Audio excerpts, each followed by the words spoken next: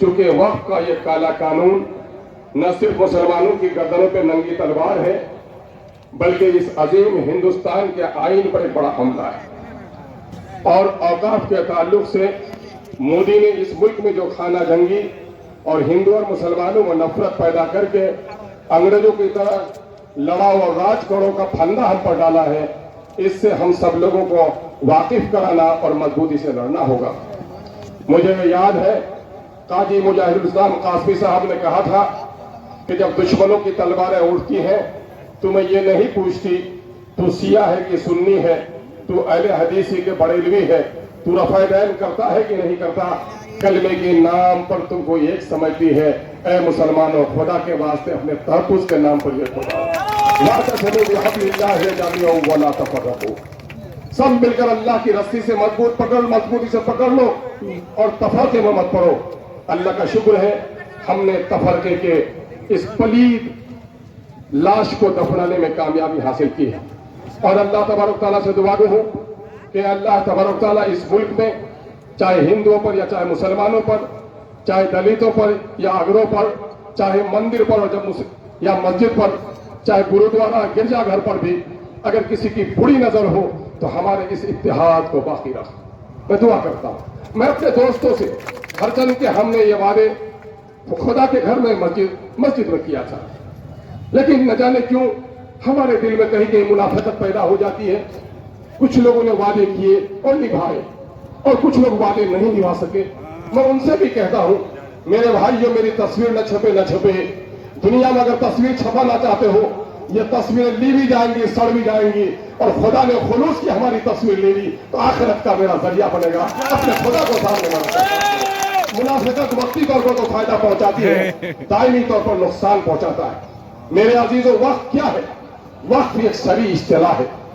وقت کی وہ ساری جائیدادیں جو مذہبی حیثیت رکھتی ہیں، جسے مذہبی شعار کی حیثیت ہے، چاہے مسجد ہو، دینی مدارس ہو، مقبرے ہو، خانقاہیں ہوں، درگاہیں ہوں، امام باڑے ہوں، قبرستان ہو، مسافر خانے ہوں، یتیم خانے ہوں، اسلامی علوم کے مراکز ہوں، یہ ساری وہ چیزیں ہیں جس سے کسی فرد واحد کا رشتہ نہیں رہتا بلکہ ملت کے ہر فرد کا رشتہ رہتا ہے۔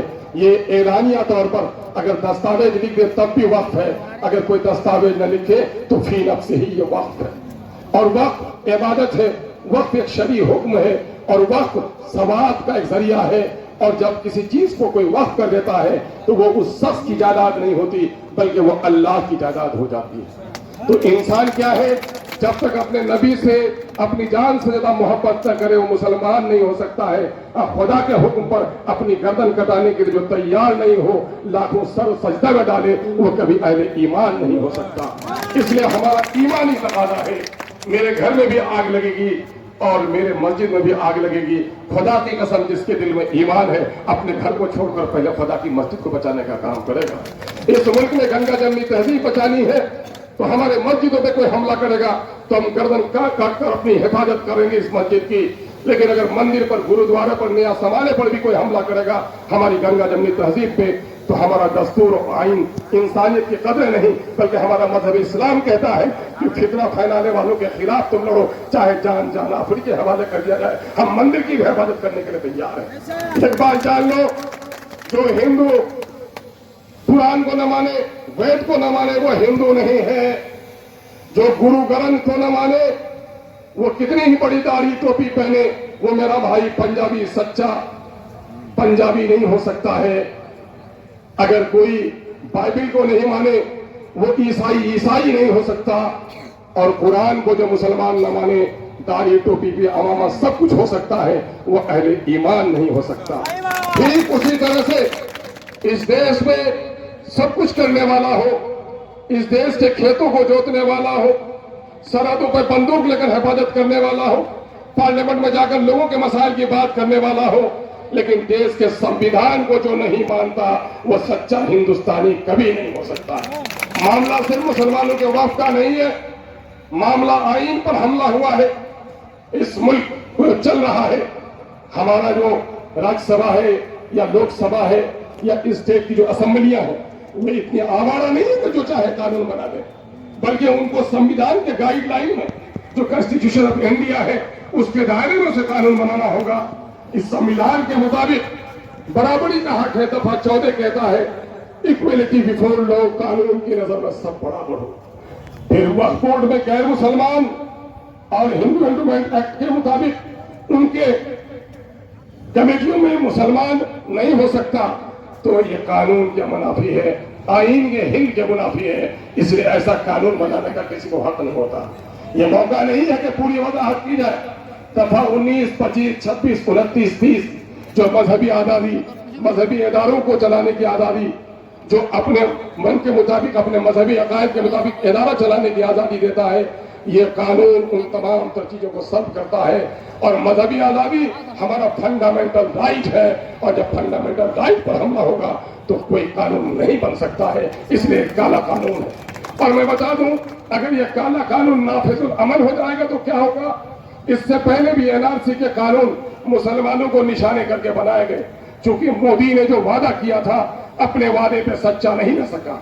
उसने वादा किया था गरीबों से 15 लाख रुपए तुम्हारे खाते में आएंगे, साहबियों से उसने वादा किया था कि मेरा साथ जो काला धन वापस लेकर आएंगे, हम करोड़ों को नौकरी देंगे, किसानों को आगे बढ़ाएंगे, सबका साथ सबका विकास करेंगे।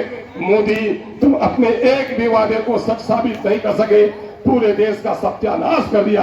तुमने अडानी और अंबानी का सिर्फ साथ दिया, करोड़ों नौजवानों को तुमने नौकरी नहीं दी, बल्कि तुमने पकौड़ी बेचने को नौकरी कहकर हमारे गरीबों का मजाक उड़ाया है।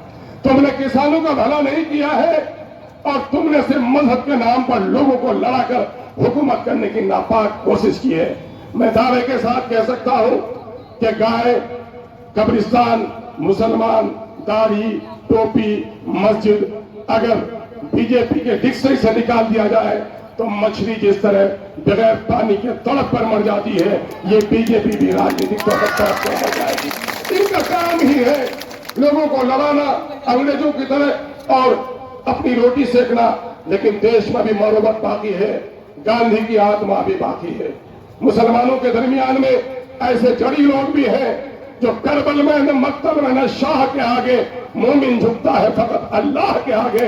यही वो जज्बा ईमानी है कि बैरिस्टर सौदीन अवैसी ने उस बिल को चाक कर दिया, कोई परवाह नहीं, कानून काट सकते हो, और ऐलान किया कि मछली पानी के बगैर जिंदा तो रह सकती है। मुसलमानों के बाप दादे की ये वतन है, मुसलमान किसी भी दुनिया के हिस्से में शरीयत के बगैर जिंदा नहीं रह सकता है।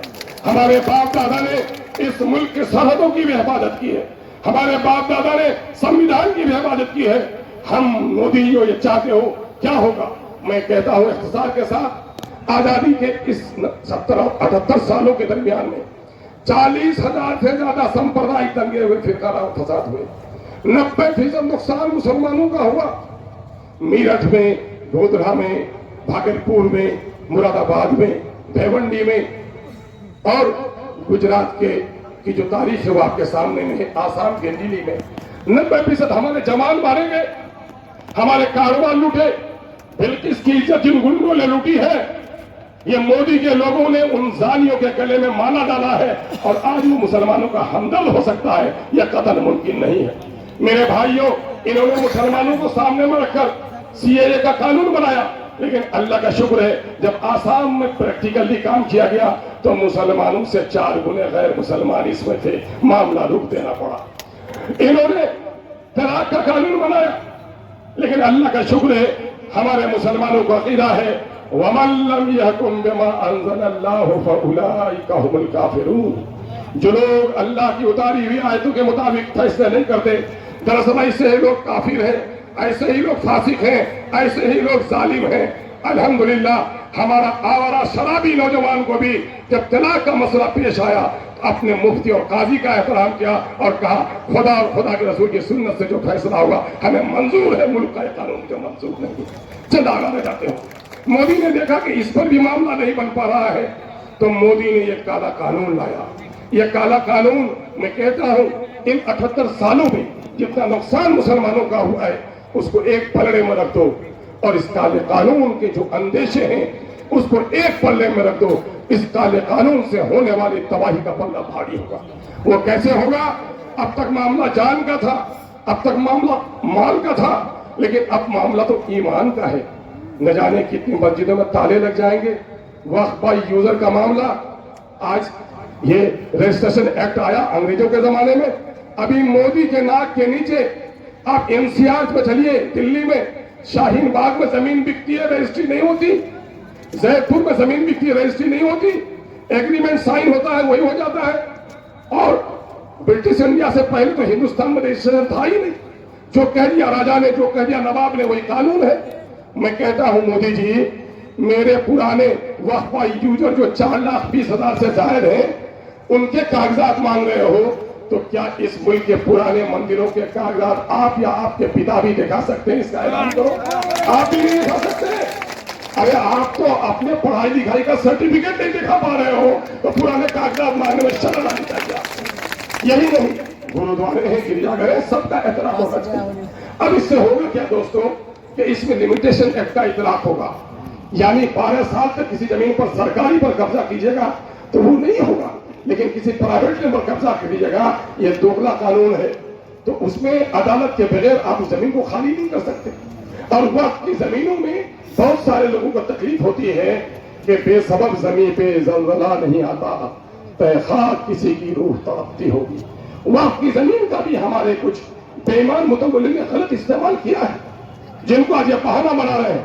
लेकिन मोदी, हम आपको इंतबा करना चाहते हैं कि अल्लाह ने हमें अक्ल शऊर दिया है, ये चंद बेईमान है जो मुतवल्ली हमारे, इसकी हैसियत खटमल मच्छर की तरह, इसकी कीटाणु की तरह, कीटाणु के डर से हम घर को आग नहीं लगाएंगे, जहरीली गैस के जरिए इनको मार डालेंगे, लेकिन अपने घर को बचाने का काम करेंगे। वक्त का यह काला कानून हमारे घर को चलाने वाला कानून है, हम कतल कतल कतल इसकी इजाजत नहीं देंगे। और क्या होगा फिर कोई बहाना ला जाएगा। अभी मैं कह रहा हूं, ये मुबारकबाद देता हूं अजीजम मुजाहिद साहब को, देर से ही सही कमर इन्होंने एक ऐसी जमात जिसके मुंह में राम राम बगल में छुरी थी, छोटे भाई है, यकीनन है कि मुझे 18 दिन में होश में हम आ गए थे, इनको 15 साल लगा, लेकिन जब जागा तब सवेरा, खोया हुआ आ गया, खोया हुआ भाई अगर कादो कीचड़ में भी लिपटा हुआ हो तो भाई को गले लगा लेना चाहिए। और आज जितनी ये पूरी उम्मत यहाँ पर खुश है, मैं कहता हूं कि पहले भी आपने सड़क पुल पुलिया बनाया होगा, इतनी तालियां पीटी होंगी तो पार्टी, सियासी पार्टी में पीटी होगी। आज उम्मत मुसलमान के दीनदार लोग और इस मुल्क के सच्चे हिंदुस्तानी जो गैर मुस्लिम हैं, वो आपको इस्तकबाल देते हैं। इसका मतलब यह है कि सीमांचल की सरजमीन में बीजेपी को, उनकी शरारत को किस कदर नापाक नजरों से देखा जाता है। मेरे भाइयों, एक आखिरी बात मैं कहकर गुजर जाऊंगा कि इससे नुकसान क्या होंगे। एक मस्जिद को टूटी है, बाबरी मस्जिद तो भी रो रहे हैं, हर चंद की न गवाही मिली, न कोई दस्तावेज मंदिर का मिला, न खुदाई में कोई कागजात मिले, लेकिन मंदिर हो गया और आपने मान लिया। अकाबिरीन ने कहा सब्र कर लो, लेकिन ये काला कानून अगर नाफिज अमल हो गया, हजारों मस्जिदों में ताले लगेंगे, कब्रिस्तानों में गैरों का कब्जा होगा। मैं गया था कमेटी के लेकर, अभी पार्लियामेंट असेंबली कमेटी को लेकर नालंदा, नीतीश जी के बस्ती में 3 कब्रिस्तान के घेराव का पैसा है, लेकिन कब्रिस्तान की घेराबंदी नाजायज कब्जा है। ए नीतीश जी, आज के 2000 का कानून के 100 साल में भी अगर वक्फ की जमीन पर नाजायज कब्जा किसी का है तो उसको हटाया जाएगा। अभी वो है तो मेरे कब्रिस्तानों से हटा नहीं पा रहे हो, तो कल हटा पाओगे, ये सफेद झूठ है। मैं वाकया बताता हूँ गया का आखिरी, कि 2012 में गया के लोग मेरे पास आए और कहा कि साहब एक सवाल हमारा असेंबली में ला दीजिए। मैंने क्या सवाल है? क्या 75 डिसमिल का कब्रिस्तान या 78 डिसमिल का, 25 डिसमिल में स्कूल, 25 डिसमिल में तालाब और 25 डिसमिल में जो कब्रिस्तान बची उसमें हम अपने बच्चे को दफनाना चाह रहे थे, तो फिरका परस्तों ने दफना लेने दिया। 24 घंटा तक लाश पड़ी रही। जब एसपी और डीएम ने पहल किया तब लाश को दफनाया और 3 दिनों तक पहरा करना पड़ा। ए गरीब नौजवानों, गाफिल न बैठो अंधेरे वो अपनी आशियानों में, तुम्हारी बर्बादियों की साजिश हो रही है आसमानों में। उठो, गौर करो, ये क्या होगा?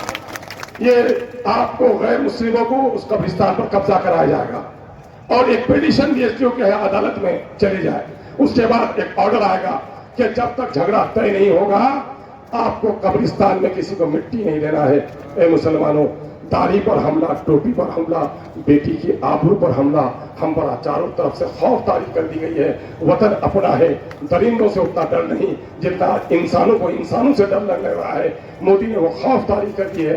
आओ सब मिलकर तय कर लो, इस काले कानून के खिलाफ अगर मेरा खून काफी नहीं होगा तो मेरी नस्लों का खून बहेगा, लेकिन इस काले कानून को हम मानने के लिए कभी तैयार नहीं होंगे। हम अपनी गर्दन कटा सकते हैं, हम अपनी मस्जिदों से दस्तबरदार नहीं हो सकते, हम अपने खानगाहों से दस्तबरदार नहीं हो सकते। ईमान जब तक बाकी है इस मुल्क की भी हिफाजत करेंगे। ऐवाने सियासत में रहे या बाहर रहे, इस मुल्क के संविधान की हिफाजत करेंगे। और मेरे मजहबी शान पर कोई हमला करेगा, बच्चा बच्चा जामे शहादत पी लेंगे। अब जाग चुके हैं दीवाने, दुनिया को जगा के दम लेंगे। जीना है तो इज्जत से जी लेंगे, वरना फिर जामे शहादत पी लेंगे। इनकलाब ये जिंदाबाद, अरे जिंदाबाद ऐसी हो कि मोदी के कान फटे, नीतीश बहरा हो जाए। इनकलाब जिंदाबाद, काला कानून, काला कानून। बहुत शुक्रिया नौजवानों, मैंने कुछ डांटा है, बुरा मत मानना जिगर के टुकड़ों। आप ही सरमाया हो, आपने अगर इस कारवां को साथ दिया, दुनिया की कोई ताकत हमें सर झुकाने पर मजबूर नहीं कर सकती। सल्लल्लाहु अलैहि वसल्लम।